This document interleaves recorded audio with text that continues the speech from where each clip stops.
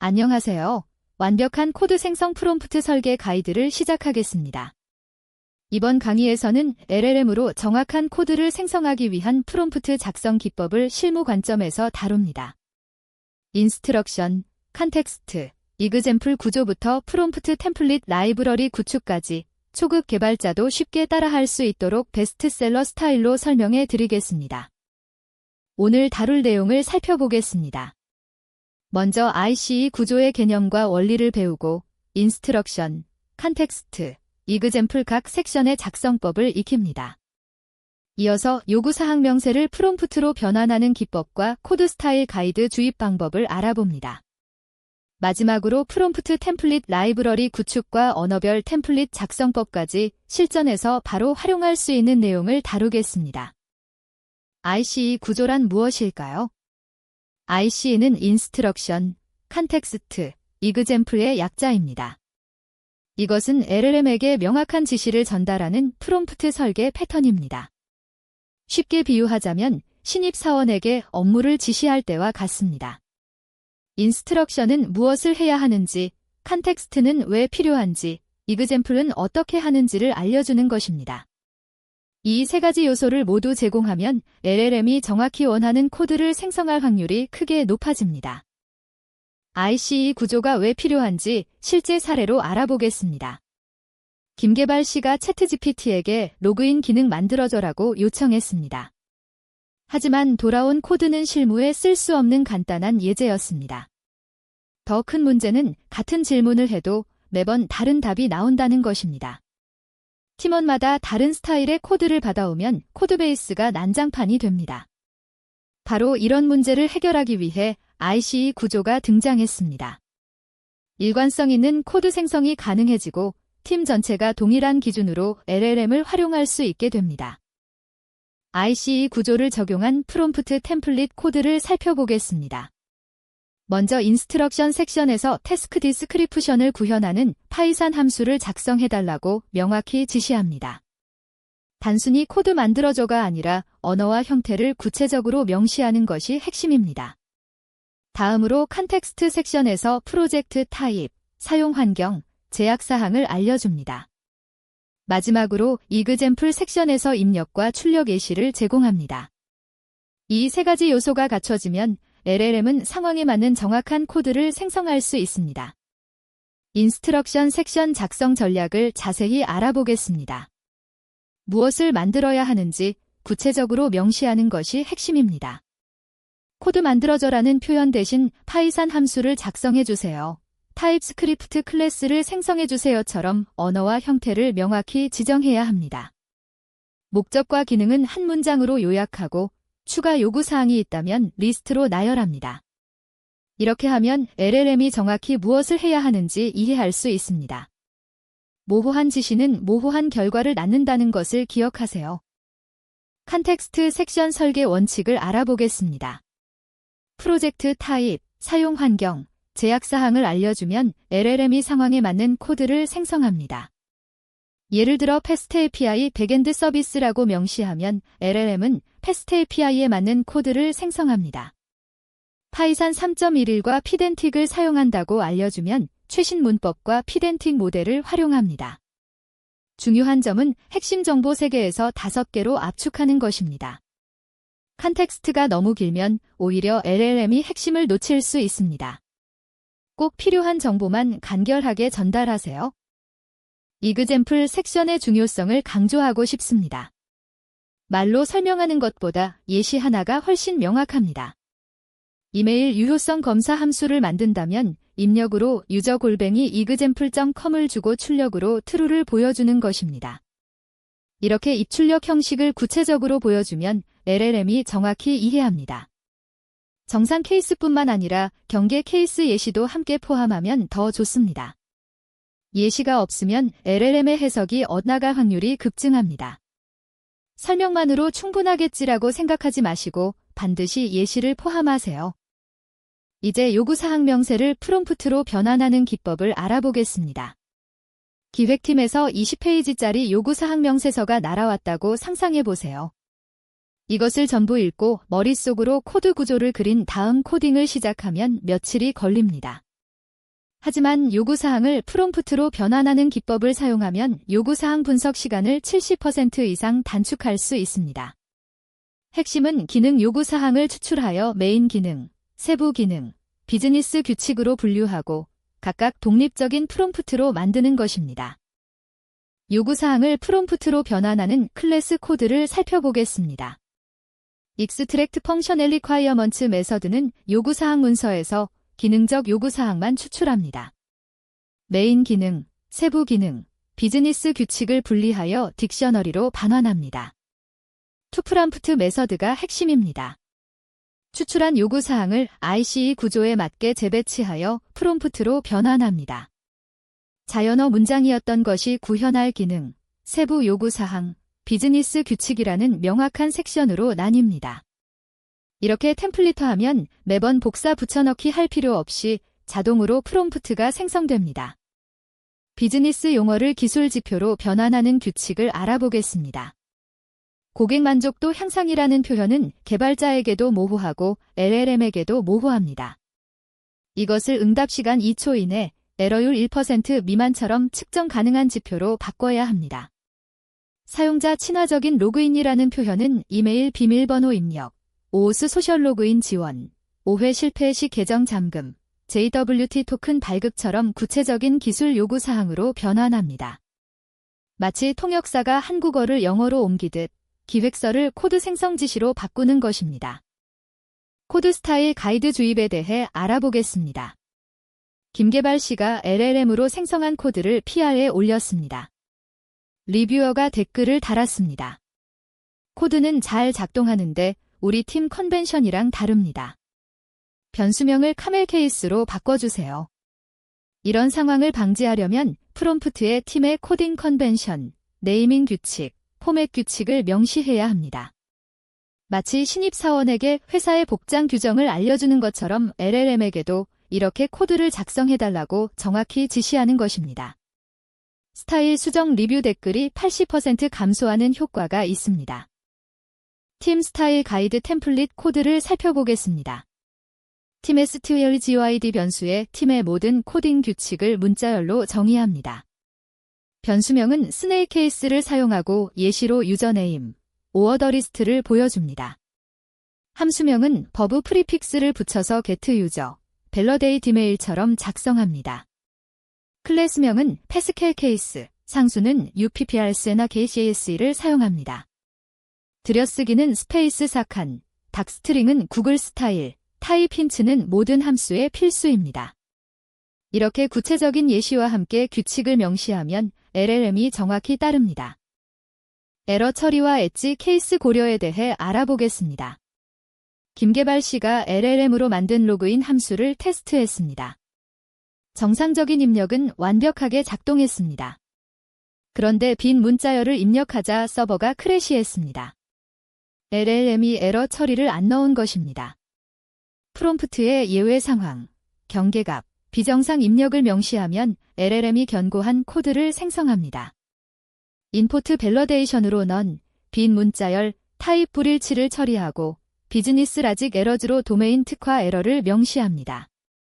외부 의존성인 DB나 API는 제시도, 정책과 타임아웃을 포함시킵니다. 에러 처리에서 중요한 원칙을 알려드리겠습니다. 모든 에러를 잡으려고 하지 마세요. 과도한 에러 처리는 오히려 코드를 복잡하게 만들고 성능을 저하시킵니다. 발생 가능성이 높은 5개에서 7개 에러에 집중하는 것이 현명합니다.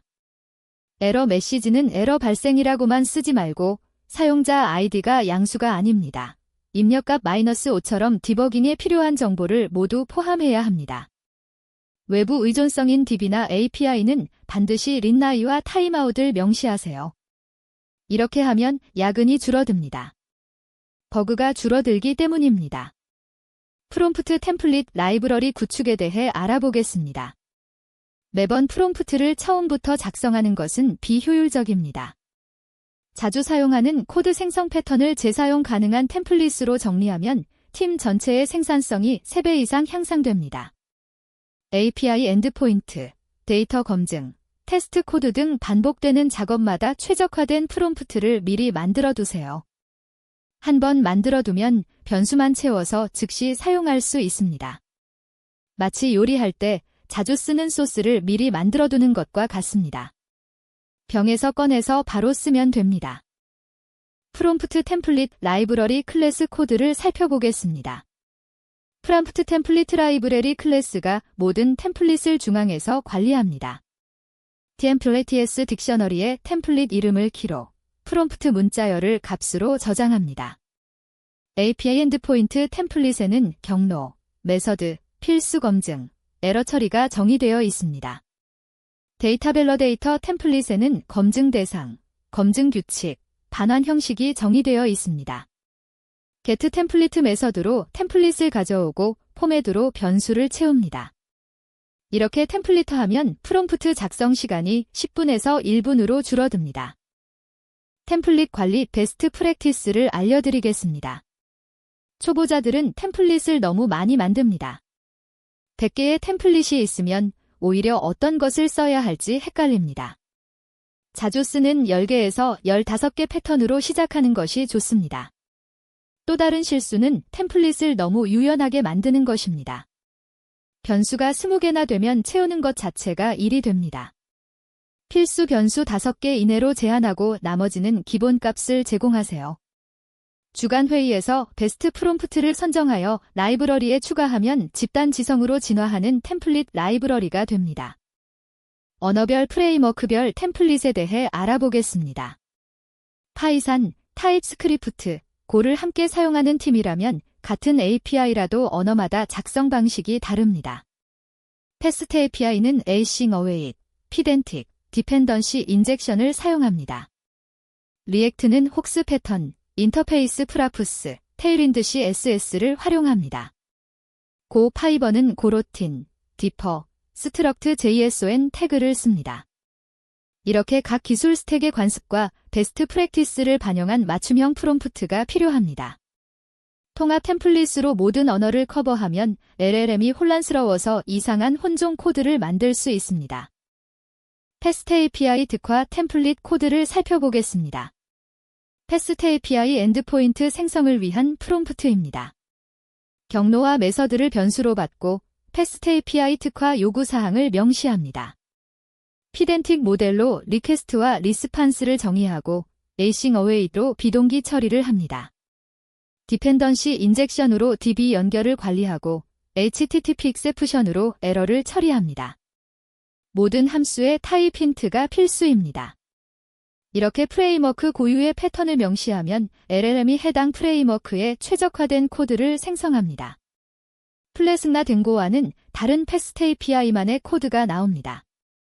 리액트 타입스크리프트 템플릿의 특징을 알아보겠습니다. 리액트와 타입스크리프트 조합에 맞춘 컴포넌트 생성 템플릿입니다. 함수형 컴포넌트를 사용하고 FC 타입은 사용하지 않습니다. 프라푸스는 인터페이스로 정의하여 명확한 타입을 제공합니다. 유스스테이트와 유시팩트 등 리액트 혹스를 활용하고 조건부 렌더링 시에는 어리 리턴 패턴을 적용합니다. CSS는 테일윈드 클래스를 사용합니다. 이렇게 리액트 18 이후에 최신 패턴을 따르도록 명시하면 옛날 클래스 컴포넌트가 아닌 현대적인 함수형 컴포넌트가 생성됩니다. 템플릿 업데이트 주기에 대해 말씀드리겠습니다. 언어와 프레임워크는 계속 발전합니다. 리액트 16시절 템플릿을 리액트 18에 쓰면 데프러케이티드 코드가 나옵니다. 분기별로 최신 버전의 베스트 프랙티스를 반영하여 업데이트해야 합니다.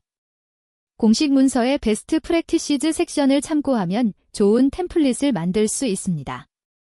언어별 템플릿을 마스터하면 멀티랭귀지 개발자로 성장할 수 있습니다. 낯선 기술 스택도 빠르게 습득하고 활용할 수 있습니다. 신입도 첫날부터 시니어 수준 프롬프트를 활용하여 고품질 코드를 생성할 수 있게 됩니다. 마지막으로 실전 활용 핵심을 정리하겠습니다. ICE 구조와 템플릿 라이브러리를 결합하면 코드 생성 품질과 개발 속도가 비약적으로 향상됩니다. 프롬프트 작성 시간이 10분에서 1분으로 단축됩니다. 코드 리뷰 시간은 평균 30분에서 15분으로 감소합니다. 팀 전체가 동일한 기준으로 LLM을 활용할 수 있어 코드 품질이 편차가 줄어듭니다. 오늘 배운 ICE 구조를 다음 프롬프트 작성에 적용해 보세요. 템플릿 라이브러리를 구축하여 팀과 공유해 보세요. 여러분의 개발 생산성이 확실히 달라질 것입니다. 이것으로 완벽한 코드 생성 프롬프트 설계 가이드를 마치겠습니다. 인스트럭션, 컨텍스트, 이그젬플 구조로 명확한 지시를 전달하고 스타일 가이드와 에러 처리를 명시하며 템플릿 라이브러리로 재사용성을 높이세요. 오늘 배운 내용을 실무에 바로 적용해 보시기 바랍니다. 시청해 주셔서 감사합니다. Next.js 템플릿 코드를 살펴보겠습니다. Next.js 15F 라우터로 페이지를 구현하는 템플릿입니다. async 펑션으로 서버 컴포넌트를 선언하고 await 패치로 서버에서 데이터를 패칭하며 컴포넌트를 반환합니다. 요구사항 섹션에서는 서버 컴포넌트를 우선 사용하고 클라이언트 컴포넌트는 유스 클라이언트를 명시하며 서버 액션즈로 폼을 처리하고 서스펜스와 스트리밍으로 로딩을 처리하며 메타데이터 API로 설을 최적화하도록 안내합니다. 실전 적용 예제를 살펴보겠습니다. 실제 프로젝트에서 사용자 관리 API를 만드는 과정을 통해 지금까지 배운 모든 기법을 종합적으로 적용해 봅니다. ICE 구조로 명확한 요구사항을 전달하고 패스트 API 템플릿과 에러 처리 패턴을 결합하며 엣지 케이스를 고려하고 테스트 코드까지 생성하는 완전한 프롬프트를 작성합니다. 실전 프롬프트 예제 코드를 살펴보겠습니다. 인스트럭션 섹션에서 패스트 API로 사용자 관리 API 엔드포인트를 구현하라고 명령합니다. 컨텍스트 섹션에서 패스트 API 0.104와 파이썬 3.12를 사용하고 포스트그러SQL과 SQL웰컴이 ORM을 활용하며 JWT 인증과 리파저토리 패턴을 적용한다고 명시합니다. 이그젬플 섹션에서 포스트 주저즈 엔드포인트에 이메일과 이름을 입력하면 아이디와 생성 시간을 포함한 응답을 받는다고 설명합니다. 요구사항 섹션에서는 피덴틱으로 이메일 형식과 이름 길이를 검증하고 이메일 중복을 체크하여 400에러를 반환하며 BCRYPT로 비밀번호를 해싱하고 트랜잭션을 처리하며 P테스트로 정상 케이스, 중복 케이스, 잘못된 형식 케이스를 모두 테스트하도록 명시했습니다. 프롬프트 개선 팁을 알아보겠습니다. 생성된 코드가 기대에 미치지 못한다면 프롬프트를 점진적으로 개선하세요. 먼저 결과를 확인하고 부족한 부분을 파악하여 프롬프트를 수정한 뒤 다시 생성하는 반복 개선 과정을 거칩니다. 예시를 추가하는 것도 효과적입니다. 정상 케이스만 있다면 에러 케이스를 추가하고 제약사항을 더 명확히 명시하세요. 사용 금지 패턴과 필수 패턴을 구체적으로 나열하면 품질이 크게 향상됩니다. 마지막으로 팀 차원의 템플릿 관리 방법을 알아보겠습니다. 개인이 아닌 팀 전체가 템플릿을 공유하고 발전시켜야 합니다. 기트 저장소에 템플러츠 디렉토리를 만들고 언어별, 프레임워크별로 분류하여 관리하세요. 코드 리뷰 시에는 생성된 코드뿐만 아니라 프롬프트도 함께 검토하여 품질을 높이고 월 1회 회고를 통해 새로운 패턴을 추가하고 오래된 템플릿을 업데이트합니다. 이렇게 팀 차원에서 관리하면 전체 생산성이 비약적으로 향상됩니다. 완벽한 코드 생성 프롬프트 설계 가이드를 마칩니다. 오늘 배운 ICE 구조를 지금 바로 실무에 적용해 보세요. 처음에는 템플릿을 복사해서 사용하다가 점차 팀의 상황에 맞게 커스터마이징하고 라이브러리를 구축하여 팀 전체의 생산성을 높이세요. LLM은 강력한 도구지만 좋은 프롬프트가 있어야만 그 힘을 제대로 발휘할 수 있습니다. 여러분의 성공적인 코드 생성을 응원합니다. 감사합니다.